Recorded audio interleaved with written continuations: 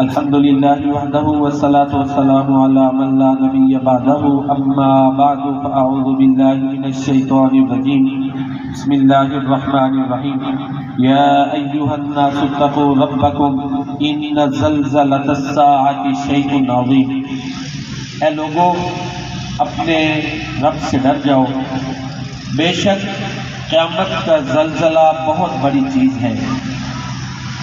یہ چند دن پہلے آپ کو پتہ ہے نا، ترکی میں زلزلہ آیا ہے اور بہت زیادہ تباہی ہوئی ہے۔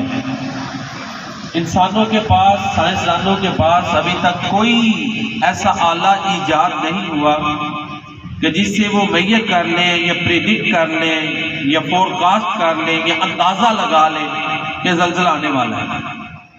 انسان اتنی ترقی کے باوجود بے بس ہے۔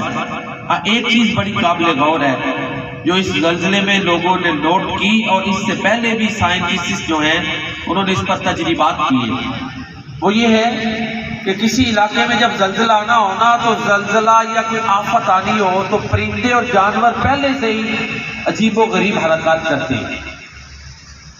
اور یہ ترکی کے زلزلے میں فضا کے اوپر پرندے اڑ رہے تھے کچھ گھنٹے پہلے، کچھ وقت پہلے۔ اسی طرح جانوروں کی بھی حرکات عجیب و غریب ہوئی۔ اور یہاں جو جانوروں پر ریسرچز کرتے ہیں سائنسدان، وہ کہتے ہیں کہ جانور بھانپ لیتے ہیں۔ جرمنی کا ایک ادارہ ہے جو جانوروں پر ریسرچ کرتا ہے، ان کا ایک بہت بڑا سائنسدان وارٹن کے نام سے، اس کے آگے بھی بڑے نام ہیں، بڑا لمبا نام ہے، وارٹن سے شروع ہوتا ہے۔ اس نے یہ اس پہ تحقیق شروع کی کہ یہ جو جانور ہیں یہ آفات سماوی یا ارضی جو ہیں، خاص کر ارضی اور باہری کہہ لیں، آفات ارضی اور باہری، آسان لفظوں میں زمین پر جو زلزلہ آنا ہوتا ہے یا سمندروں میں کوئی طوفان آنا ہوتا ہے، اس کو یہ پہلے سے بھانپ لیتے ہیں، پریڈکٹ کر لیتے ہیں۔ اس پر اس نے ریسرچ شروع کی۔ اٹلی کا ایک علاقہ ہے، وہاں پہ زلزلے بڑے آتے ہیں، وہ 6 گائے اور اس طرح دوسرے جانوروں کو لے کر اس علاقے میں چلا گیا، وارٹن نامی۔ یہ اس کے جو جانوروں کا ادارہ جو جانوروں پہ ریسرچ کرتا ہے، اس میں یہ سائنسدان تھا۔ کافی عرصہ وہاں پر یہ رہا، اور اس نے کیا کیا کہ جانوروں کے پاؤں کے ساتھ جو ہے نا سینسرز باندھ دیے۔ تقریباً 8 زلزلے اس وقت میں آئے، کہتا ہے 7 زلزلے انہوں نے بھانپ لیے تھے، چھوٹے چھوٹے پیمانے کے، 4 ریکٹر کے، اس کے آگے پیچھے بھی۔ تو یہ تو سائنس اب ریسرچ کر رہی ہے نا، تو میرا اگر ہم حدیث کی طرف توجہ دیں، اللہ اکبر، پیارے نبی کریم صلی اللہ علیہ وسلم ایک دفعہ قبرستان سے گزر رہے تھے، تو آپ کی جو سواری ہے وہ بت کی، اور آپ نے فرمایا کہ اس وقت قبر میں عذاب ہو رہا ہے اور اس کو پتہ چل رہا ہے، یعنی اس کے احساسات اتنے تیز ہیں۔ تو اسی طرح یہ جو سونامی وغیرہ آتا ہے، اس کے بارے میں ایک جوزف نامی امریکن سائنٹسٹ ہے، جوزف، لمبے نام ہوتے ہیں، میں نے جو اس کا پہلا نام ہے وہ بتا رہا ہوں۔ تو اس نے ریسرچز کی، اس کی ریسرچز کا یہ نتیجہ ہے، وہ کہتا ہے یہ جو سونامی وغیرہ آتا ہے نا، ان کو پہلے احساسات ہوتے ہیں، اللہ نے رکھے، ان کو پتہ چلتا ہے کچھ گھنٹے پہلے، 24 گھنٹے یا کچھ اس سے پہلے۔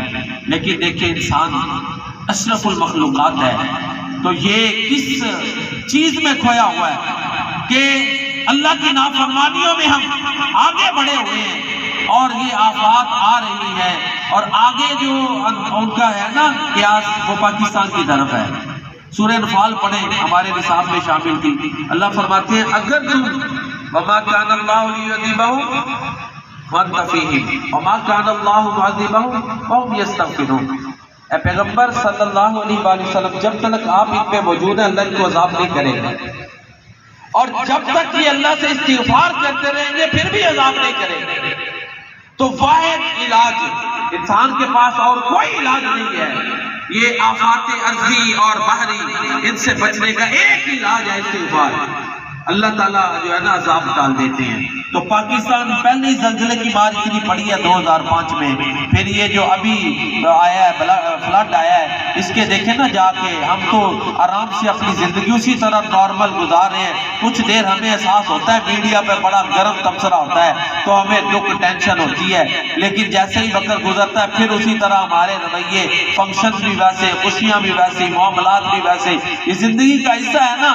ابھی بھی دیکھیں بڑے لوگ ایسے ہی بغیر جو ہے نا وہ رہائشوں کے پڑے ہوئے ہیں، تو یہ ایک علاج اس کا یہی ہے کہ ہم اللہ کی بارگاہ میں استغفار کریں۔ وہ فورکاسٹ کر رہے ہیں کہ ان علاقوں میں بھی یہ زلزلے آنے ہیں، اور کچھ یہ کہہ رہے ہیں جو پلیٹس جن کے اوپر یہ زمین کا سسٹم اللہ نے رکھا ہے۔ پہلے ہم یہ سنتے تھے، امین صاحب بھی بات کر رہے تھے ابھی ادھر سٹاف روم میں، ہم بھی سنتے ہیں کہ جی وہ کیا ہے جی، جانور ہے، اس کے سینگوں کے اوپر وہ زمین ہے۔ یہ سارے ایسے ہی وہ فرضی کہاوتیں ہیں، ایسی کوئی بات نہیں ہے۔